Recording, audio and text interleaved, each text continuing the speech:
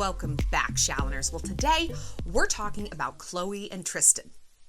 Again, oh my God, this again.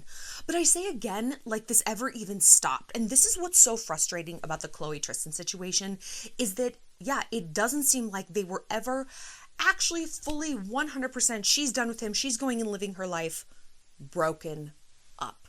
And now news is out that they are indeed 100% back together. And she's so happy and she's walking on faith and putting her faith in love.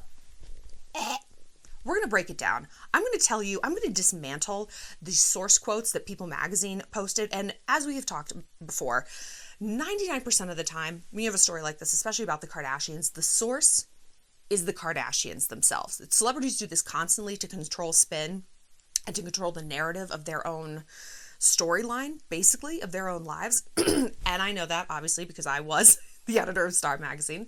And I'm going to break these down for like the psychology behind what these quotes are. And moreover, we're going to talk about what we can learn from this. How do we stop choosing toxic men? How? We've done a lot of videos on KHLOE, from what to do when your friends hate your boyfriend, how to know if a cheater has changed. You can check out that playlist right here. That's a Kardashian playlist. Also a playlist on liars and cheats, because hello, he's like the central theme of that playlist. But we're going to get all into it. But before we do, just want to remind you guys to follow me on Instagram. You guys suggested this topic. Whenever we have some breaking news, I always put it up there for you guys to weigh in, and then we do a big vote, like a bracket system. It's like March Madness, but much more interesting. Also, follow me on Infstream. Infstream is a sexy little platform that we use finally here so that we can do some like saucier topics, some hookup tutorials. We have a kissing tutorial up there, an HJ tutorial, and now finally the long-awaited BJ tutorial. I'm a lazy lay, but honey, I'm good at it.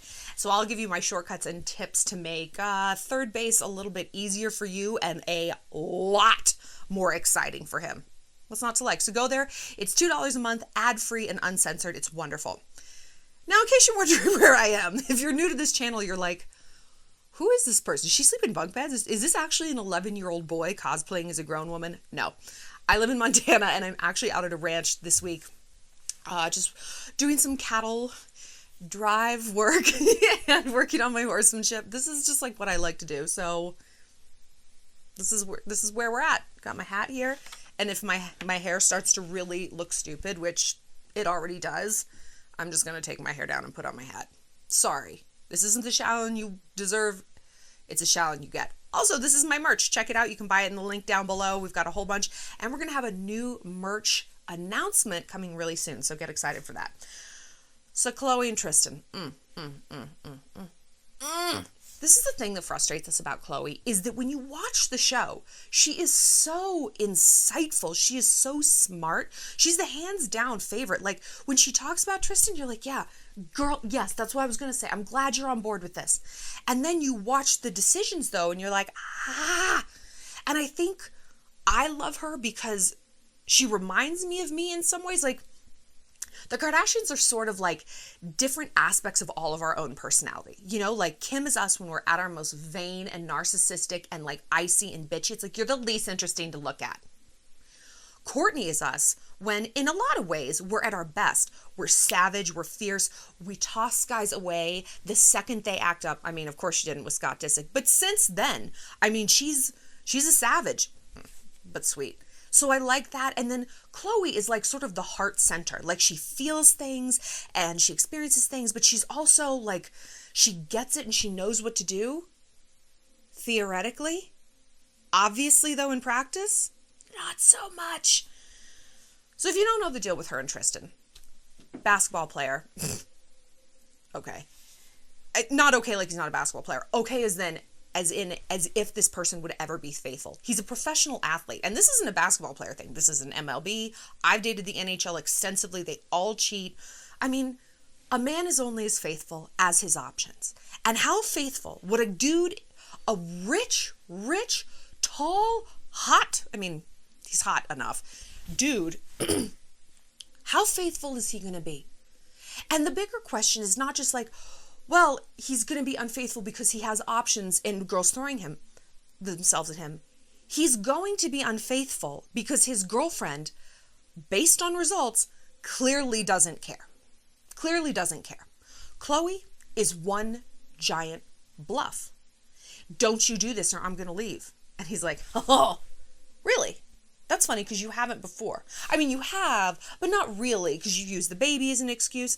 You've done this. You know, we've still talked. We've quarantined together, which was completely unnecessary. When you're that rich, you can pay someone to hand your child off to somebody else. You don't really have to interact with them. He can go through an assistant.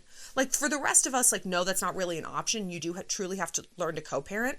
And honestly, I do give her credit for wanting to co-parent and have that dynamic and be able to talk to the father of her children. But that, I think, is something that should have come later. And this is where the problem comes in, because it's like, well, you don't have that option really when you're raising a child. You just can't press pause and be like, well, she doesn't need to speak to her dad for 2 years until I get over it. It doesn't work that way. But like I said, she could hire someone to do this, to diagnose and fix that problem while she's in a ton of therapy, while she's dating other people, until she can look at Tristan and be like, clown. Until she can see what we all see in him, which is a cheater who will never, ever, ever change. And we've done a video on cheaters and changing. And to me, it was like a fraction of a sentence that she said in one episode that I was like, that's it, he's never changing. That therapy was a disaster. That she tried to get him into therapy and it didn't go well. I think he like either walked out or wouldn't do another session, and she was screaming and crying. And I was like, Khloe, that's game over right there. People can change sometimes if they want to change. And what is the basis of change? Acknowledgement, self-awareness. We can't change what we don't acknowledge. And if someone isn't willing to go to therapy and acknowledge what is driving this need to cheat, girl, it's not going to fix itself. It's like having some disease in your body and hoping it just goes away. You don't do that. You go to the doctor, like, well, this is what's wrong and this is what we have to do. And you're like, I don't want to be here and I don't want to hear that, but I want to get better. Your mind is even more like that because, I mean, honestly, sometimes your body does heal itself. We see it in animals all the time. I'm in a very animal phase right now, as you can probably tell, talking a lot about equine health and colic. You know, of course, who doesn't want to talk about an impacted equine colon? Anyway, he doesn't want to be better. And again, this goes back to why should he? She's not going anywhere. And I've also done a video on how to get along with someone you have to see all the time, an ex you have to see all the time. I'm not a parent. By the grace of God, I've never had to co-parent with someone who just was so awful to me. My heart goes out to girls who do. But I wonder if dudes like this, because we see trashy people knocking women up left and right, and you're just like, why? You don't even seem that invested in these kids. You certainly don't seem to care about these women. What are you doing? It's because when you knock a girl up, you have built-in elasticity forever. You have this tiny little get-out-of-jail-free card called your son or your daughter, right? You know, and she knows, and you know it in a wonderful way, and she knows it in the most depressing, soul-sucking way, that y'all are never getting away from each other. So y'all got to work out whatever problems you have, and that's just it. He's got his hooks in you forever.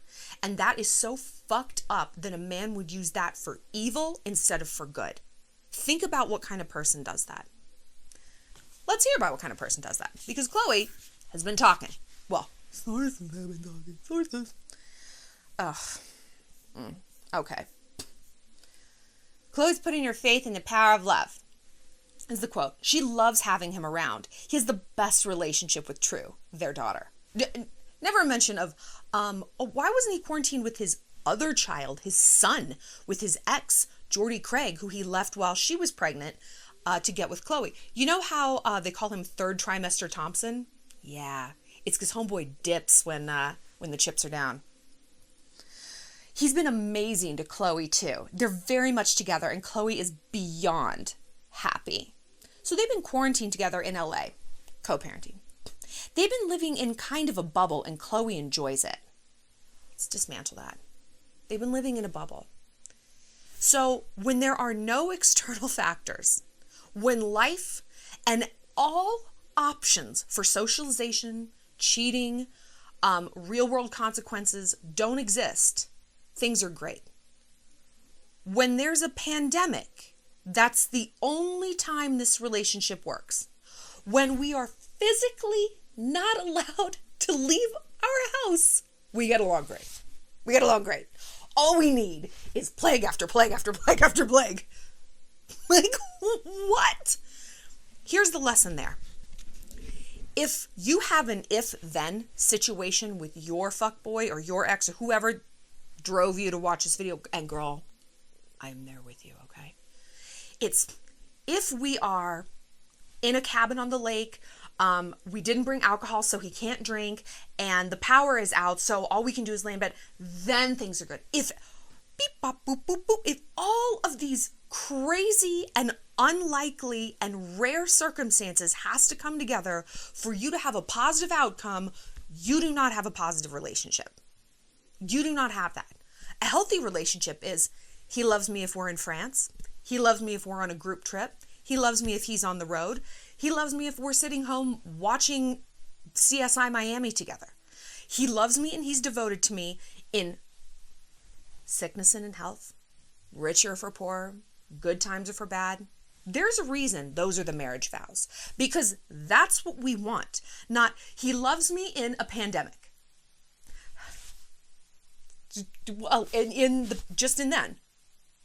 He doesn't love you. He has nothing fucking better to do. I mean, I believe he does love her. And this, you know what, dude. Oh, I'm sorry. I don't believe a superstition. You can't put a hat on a bed. Okay. I mean, we'll see. I'm going on a long ass ride to Canada today, so we'll find out. Khloe herself said this when he cheated on her. I think this was with Jordan. This is with Jordan. And I got cheated on around that time too. Or no, later. Anyway, I watched those episodes over and over and over again to the point that I'd almost memorized them. And there was this one part I kept rewinding and fast forwarding. He might love me, whatever that means. He has no respect for me. And I was like, Jesus Christ, Khloe, is that not the accuracy? Is that not the accuracy that we have felt, so many of us, in our private lives? He might love me, whatever that means. He has no respect for me. He might love me in however he twistedly defines that. Well, I love you. You don't respect me. You can cheat on me so publicly. Even if it's private, you can disrespect me. You can make me look like a fool. Make the love that I give to you foolish. Make the life that I live in service of our relationship foolish. The decisions of a fool. That's not love. That's not love. And it's so sad that Khloe knows that, and yet she's here again. Let's keep going.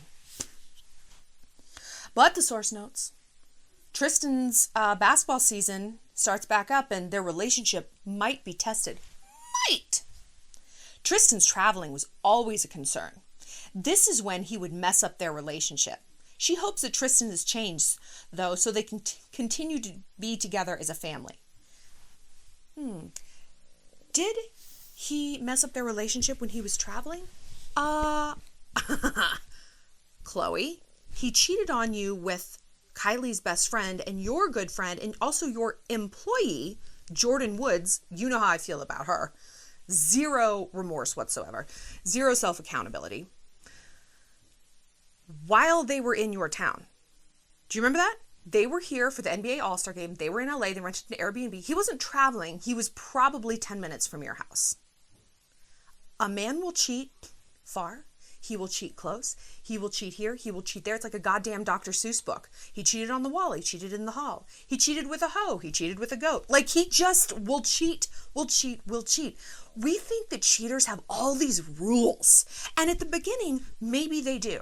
I'm just going to look, but I'm not going to touch.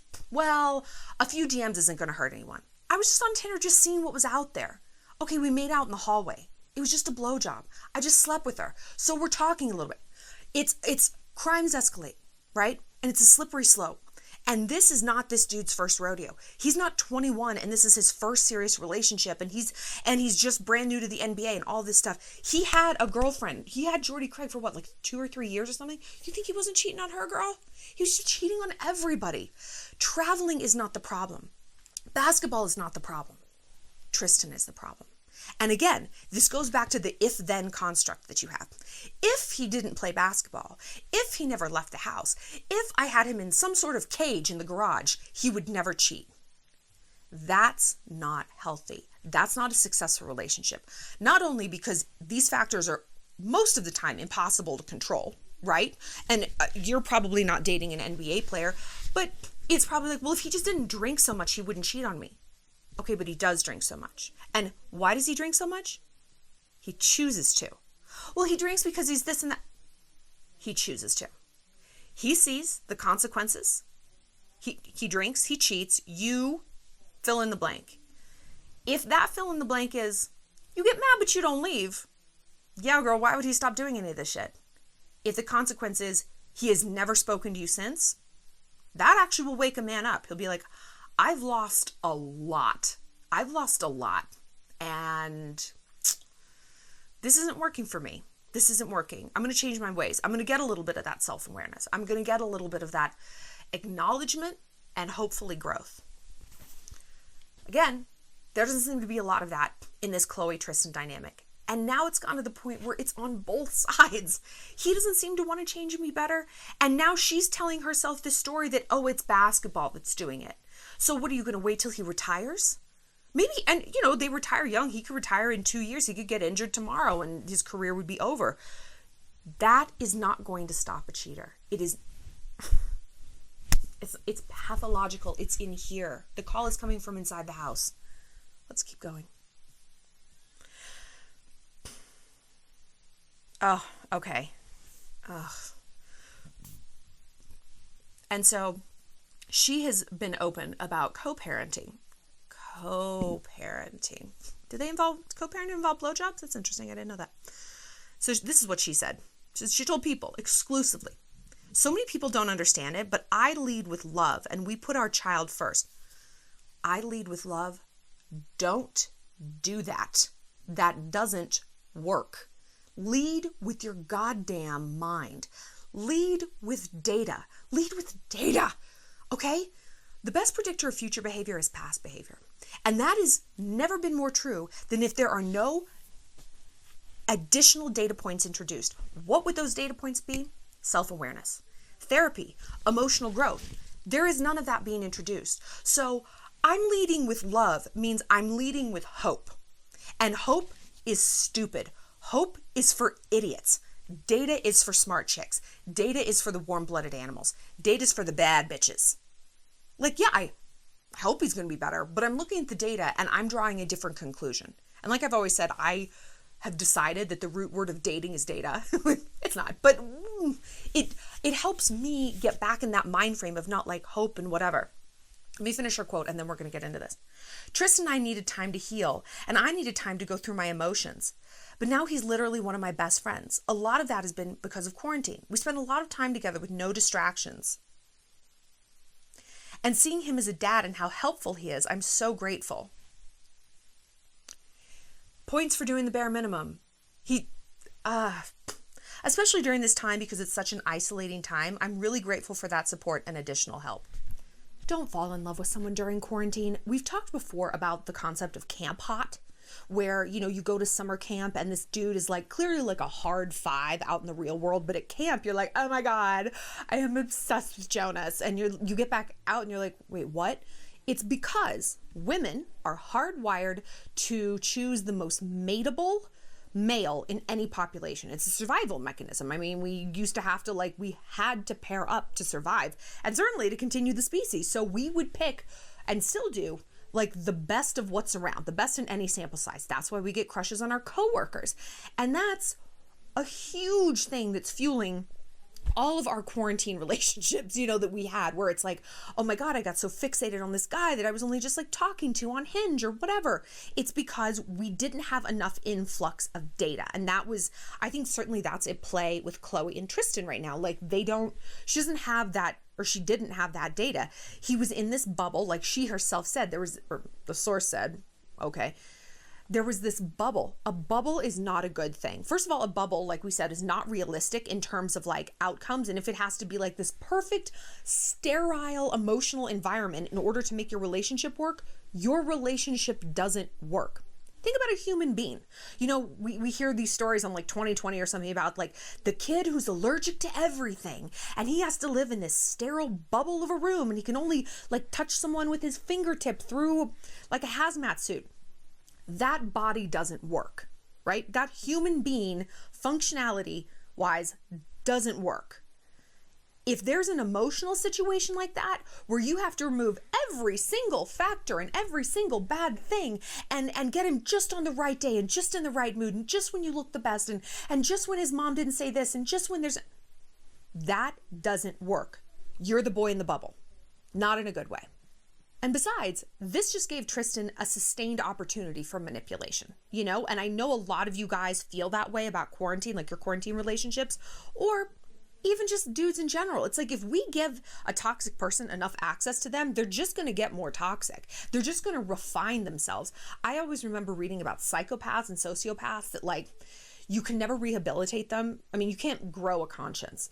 I don't know if Tristan's a socio or a psycho, fucking acts like it, but people were like, oh, send them to therapy. And doctors, like the pervasive psychological edict is do not send these people to therapy because then it's just like finishing school for them. It just means that they just learn how to be more manipulative. They learn what people want to hear. Now, I don't think Tristan, the fact that Tristan wouldn't do therapy tells me he probably isn't a psychopath, you know, because then he'd be like, sure, I'll go.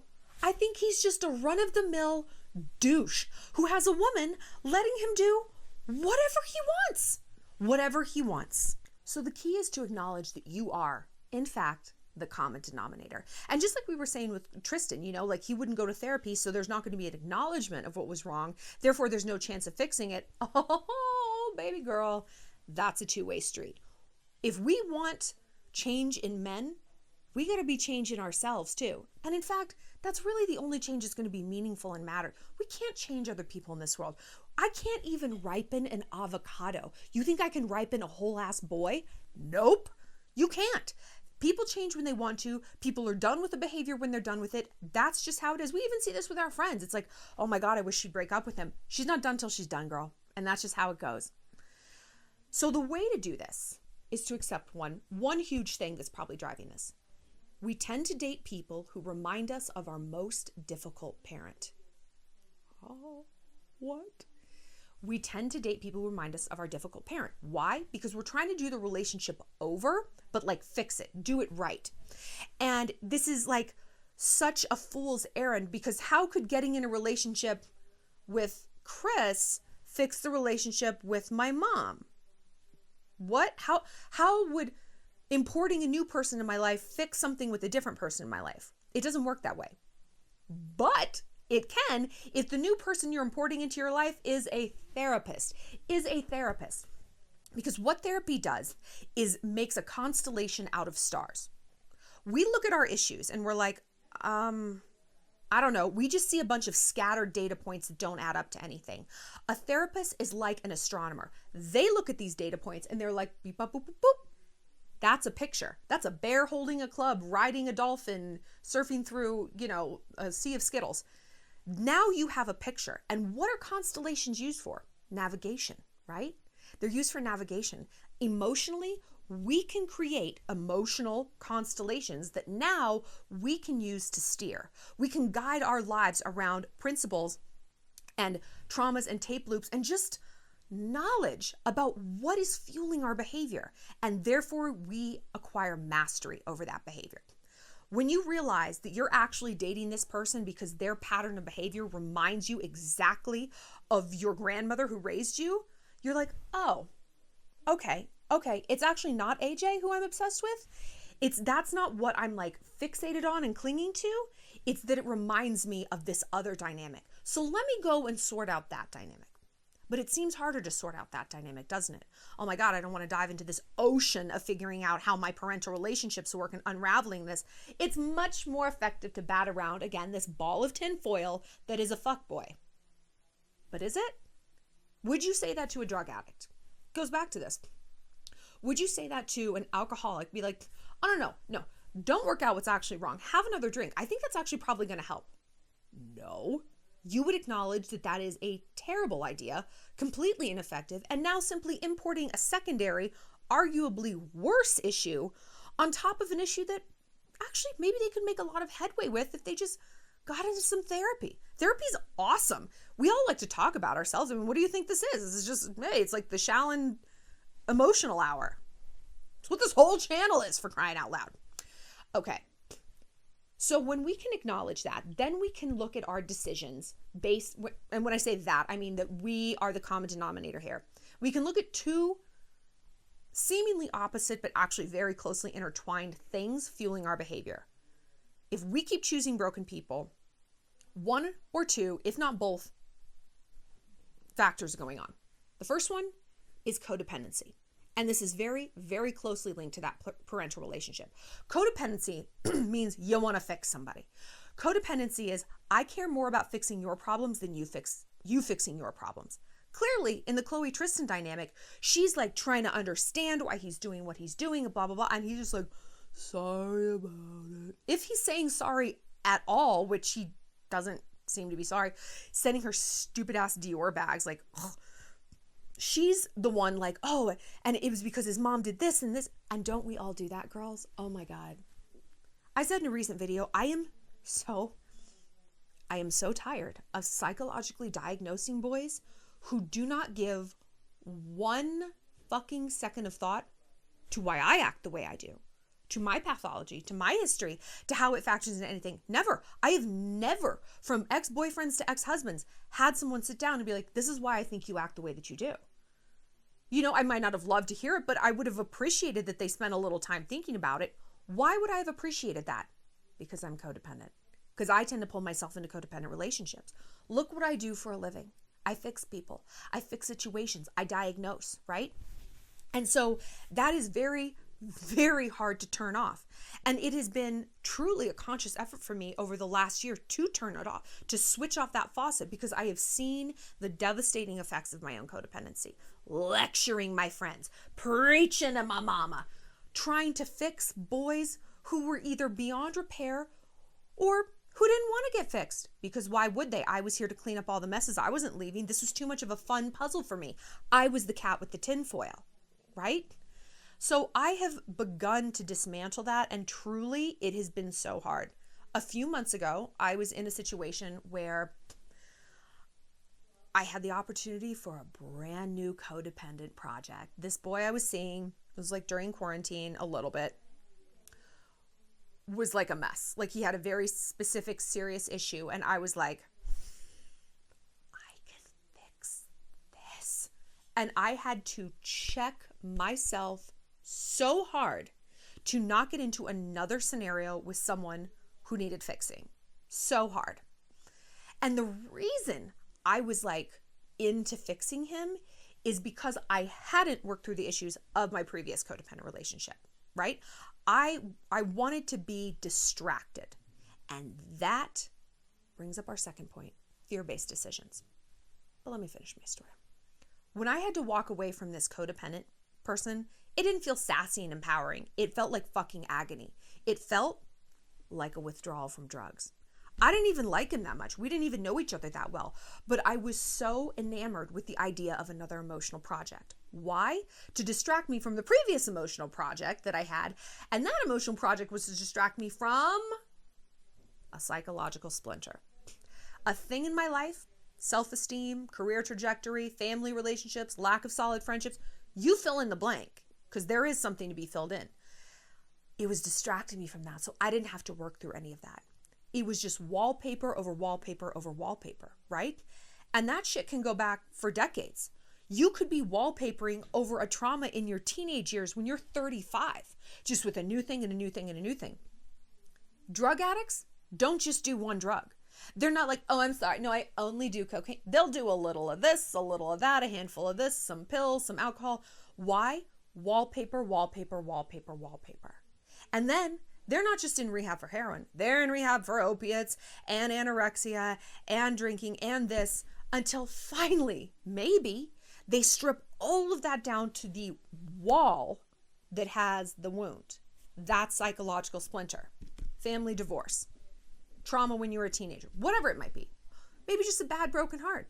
Maybe just, hey, I never figured out what I was going to do with my life, so I sort of fell into drugs and now I can't get out of it. Right?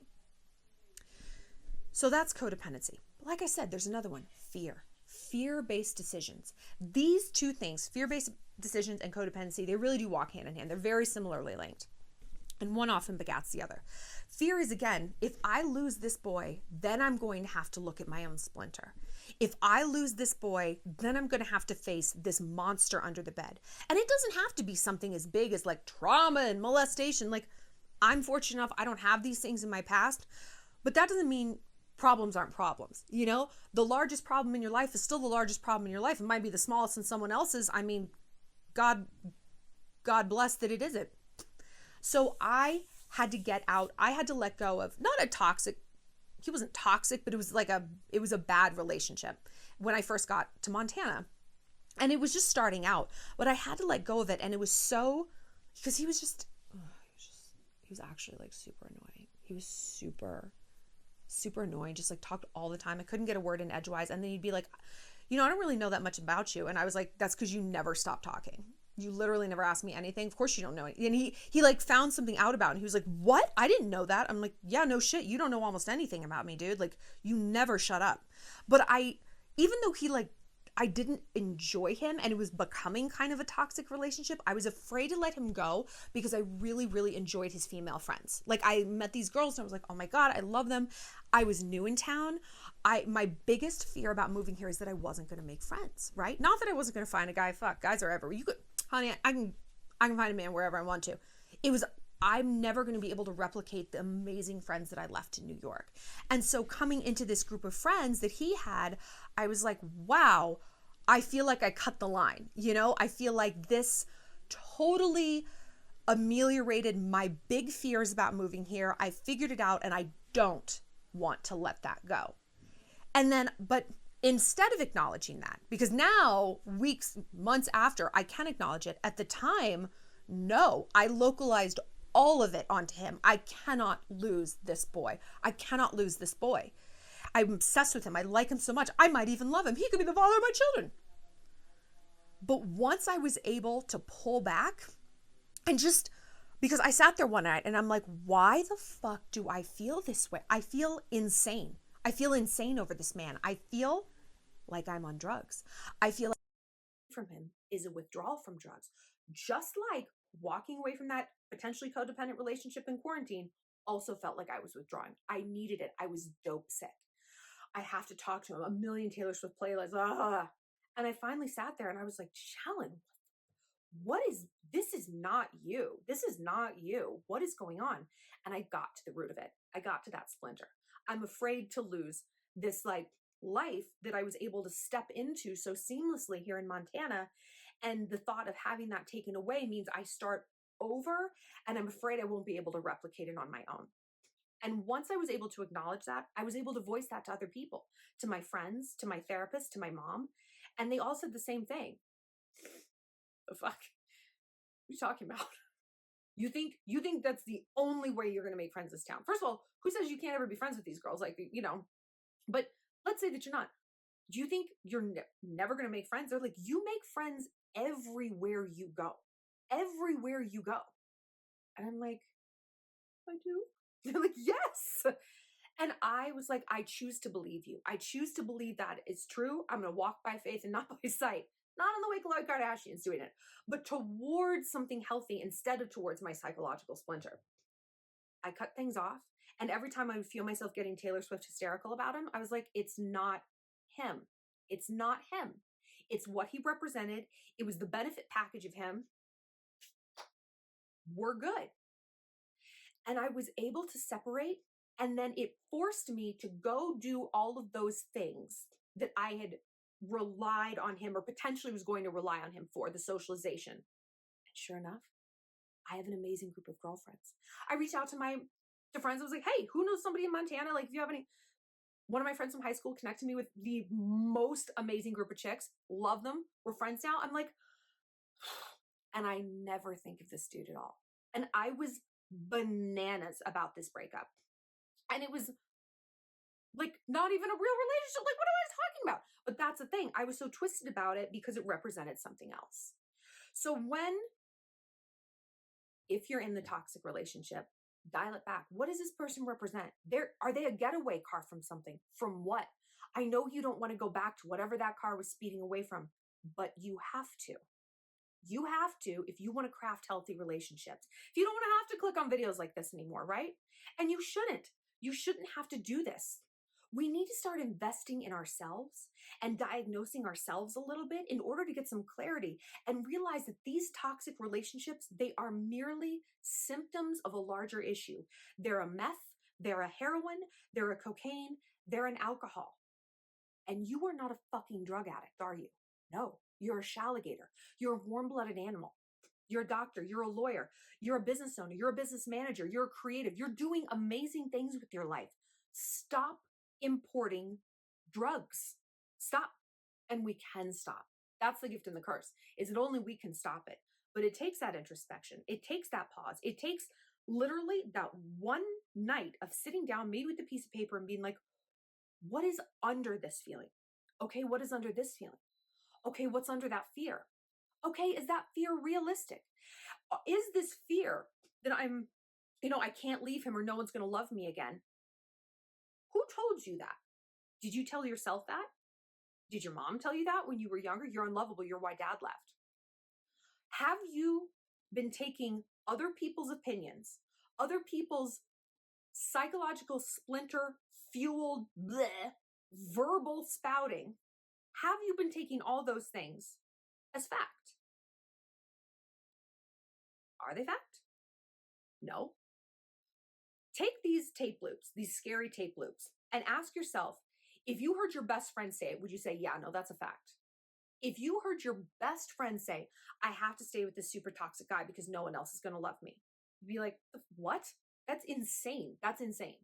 So why is that fact for you though? Whatever your tape loop is, get to it, figure it out, and then try to apply it to your best friend and see if you can buy that shit. See if you can swallow that as truth. I guarantee you won't. I guarantee you won't. If still like the best friend thing doesn't resonate, try it with your favorite celebrity. Try it with your favorite celebrity. If Gigi Hadid was like, I can never leave Zayn Malik because he's toxic, you'd be like, look at you. Okay, then why are you saying that to yourself? If it's not true for them, it's not true for you. Doesn't matter what you look like, doesn't matter where you live, doesn't matter how much money you have, doesn't matter. You deserve better, and the only fact is that fact. It's just a matter of when you decide to have better and to start choosing better. And it's not fun. Choosing the healthy thing isn't always the fun thing, and it certainly isn't the easy thing, but it's the thing that's ultimately going to make you feel better.